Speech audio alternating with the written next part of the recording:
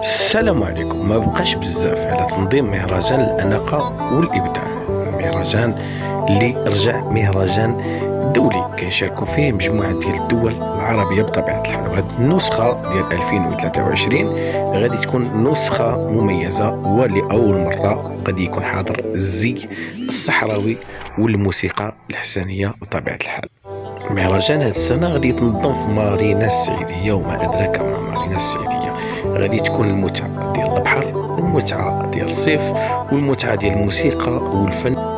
مهرجان الأناقة والإبداع اللي كتنظمو جمعية ألوان الشرق بطبيعة الحال بالرئيسة ديالها فتيحة البودالي.